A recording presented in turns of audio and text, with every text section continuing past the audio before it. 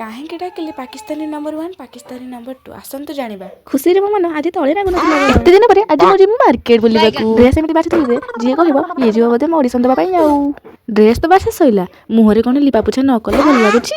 ମୁଁ ଏଇଠି ପରା ଲଗେଇ ଦେଇଥିଲି ହଳଦୀ ବେସନ। ମୋ ଦେଖା ଦେଖି ମୋ ଭଉଣୀ କହିଲା ତୁ କ'ଣ ଏକଲା ଗରି ହବୁ କିଲୋ, ଆଣ ମୁଁ ବି ଟିକେ ଲଗେଇଦିଏ।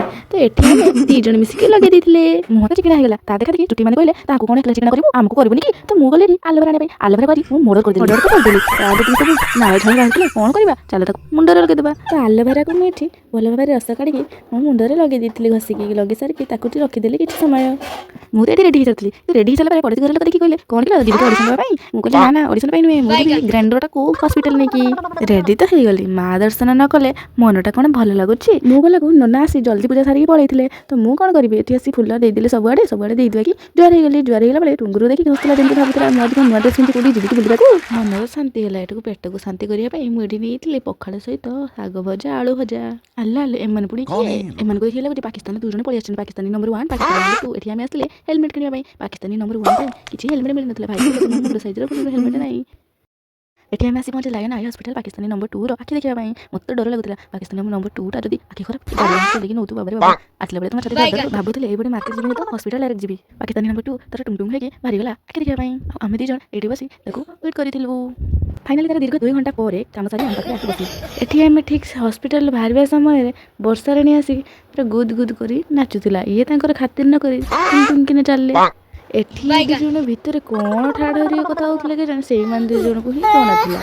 ମୁଁ ତ କିଛି ବୁଝିପାରିଲିନି ଏମାନଙ୍କ କଥା। ମୁଁ କାହିଁ ଛିଡ଼ା ହେବି ଏଠି, ମୋର ପଳେଇ ଆସିଲି। ବର୍ଷା ଏତେ ଜୋରସେ ପକଉଛି ଯେ ଛାଡ଼ିବାର ନାଁ ଗନ୍ଧ ହିଁ ନେଉନି। ପାକିସ୍ତାନୀ ନମ୍ବର 1 ଆଉ ମୁଁ ମିଶି ବାହାରି ଯାଇଥିଲୁ ଗ୍ରାଇଣ୍ଡରକୁ ହସ୍ପିଟାଲରେ ଆଡ଼ମିସନ୍ କରିବା ପାଇଁ। ଆଡ଼ମିସନ୍ ତ ସରିଗଲା। ଆମେ ଆସି ପହଞ୍ଚିଯାଇଥିଲେ ହେଲମେଟ୍ ଦୋକାନରେ। ନିଜକୁ ତ ହେଲମେଟ୍ ପିନ୍ଧି ଆସୁନି, ଦୋକାନୀବାଲା ଲାଷ୍ଟରେ ସାହାଯ୍ୟ କଲେ ତାଙ୍କୁ ହେଲମେଟ୍ ପିନ୍ଧିବାରେ। ଆରେ ତାଙ୍କୁ ମୁଁ କ'ଣ କହୁଛି, ମୋତେ ତ ନିଜକୁ ଗାଡ଼ି ଚଲା ଆସିନି, ବସିକିନା ଖାଲି ଭୁଁ ଭୁଁ କରୁଥିଲି। ଆଉ ହଁ ସାଙ୍ଗମାନେ, ଆପଣମାନେ ଗାଡ଼ିରେ ପାଖ ଜାଗାକୁ ଯାଆନ୍ତୁ କିମ୍ବା ଦୂର ଜାଗାକୁ ଯାଆନ୍ତୁ, ସାଙ୍ଗରେ ନିଶ୍ଚିତ ହେଲମେଟ୍ ନେଇକି ଯାଆନ୍ତୁ। କାରଣ ଭାଗ୍ୟ ଯେ କେତେବେଳେ କୋଉ ମୋଡ଼କୁ ଟାଣି ନେବ ସେଟା ତ ଭଗବାନ ହିଁ ଜାଣିଥାନ୍ତି। ତାପରେ ଆମେ ଏଠି ଆସି ପହଞ୍ଚିଗଲେ ପାକିସ୍ତାନୀ ନମ୍ବର 2 ଠିକ୍ କରିବା ପାଇଁ। ଓହୋ କି ହସ, ନୂଆ ନୂଆ ଚଷମା କିଣିଛନ୍ତି ତ ସେଥିପାଇଁ ହସ ପୁରା ମହୁ ଭଳିଆ ଝରୁଛି। ଆଉ ଜାଣିପାରୁନି ଚଷମା ନାଇଲା ପରେ ବି ସିଏ ଆମ ସ୍କୁଟି ଜାଣିପାରୁନି, ଅନ୍ୟ ସ୍କୁଟିରେ ଛିଡ଼ା ହେଇ କହୁଛି ଚାଲ ଘରକୁ ଯିବା। ମୁଁ ତାକୁ କହିଲି ଯା ଦୋକାନକି କହିବୁ 4ଟା ବାଲା ଚଷମା ତତେ ଦେବ। ଏତେ ଜୋରସେ ବର୍ଷା ହଉଥିଲା ଯେ ପାକିସ୍ତାନୀ ନମ୍ବର 2 ଗାଡ଼ି ଚଲେଇଲା ବେଳେ କହିଲେ କି ମୁଁ ଆଉ ଗାଡ଼ି ଚଲେଇ ପାରିବିନି, ମୋ ଆଖିକି ଜମା କିଛି ଦେଖାଯାଉନି। ମୁଁ କହିଲି ହଁ ତୁ ଚଷମା ଏବେ ଲଗେଇକି ଆସିଲା ପରେ ବି ତତେ ଦେଖାଯାଉନି।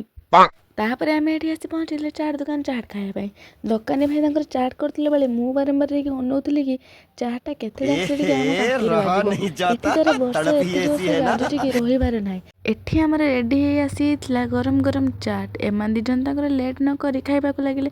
ମୁଁ ବି କାହିଁ ଲେଟ୍ କରିବି, ମୁଁ ବି ଚାଲୁ କରେ। ତରେ ଆସିଲା ବେଳେ ଦେଖିଲେ ଯେ ଲକ୍ଷ୍ମୀ ଠାକୁରାଣୀ ପାଖରେ କ'ଣ ପ୍ରସାଦ ବଣ୍ଟା ହେଉଛି। ତ ଆମେ ବି ଗଲୁ ସେଠି ପ୍ରସାଦ ଆଣି ଖାଇବାରେ ଲାଗିଲୁ। ସେଠୁ ଆସିଲା ପରେ ପାକିସ୍ତାନୀ ନମ୍ବର 1 କହିଲେ ଯେ ମୋର ଟିକେ ଏଟିଏମ୍ରେ କାମ ଅଛି, ତ ମୁଁ ଏଠି ଟିକେ ରହିବି। ମୁଁ କାହିଁ ଏକା ଛିଡ଼ା ହେଇ ବୋର୍ ହେବି, ମୁଁ ବି ଗଲି ଟିକେ କୋଲ୍ଡ ଡ୍ରିଙ୍କ୍ସ ପିଇବା ପାଇଁ। ତ ମୁଁ ଏଠି କୋଲ୍ଡ ଡ୍ରିଙ୍କ୍ସ ପିଇକି ଆସିଲା ବେଳେ ଏମାନଙ୍କର ଏଟିଏମ୍ର କାମ ସରିଯାଇଥିଲା। ଯାହା ହଉ ଆଇଲା ବେଳେ ବର୍ଷାଟା ହଉନାହିଁ, ନହେଲେ ତ ଆମେ ଗୋଟା ଭିଜି ଯାଇଥାନ୍ତୁ। ଆଉ ଫାଇନାଲି ଆମେ ଘର ପାଖାପାଖି ପୁରା ପହଞ୍ଚି ଗଲେଣି। ଭିଡ଼ିଓଟି ଭଲ ଲାଗିଥିଲେ ପ୍ଲିଜ୍ ଲାଇକ୍ କରିବେ। ରହିଲି, ଜୟ ଜଗନ୍ନାଥ।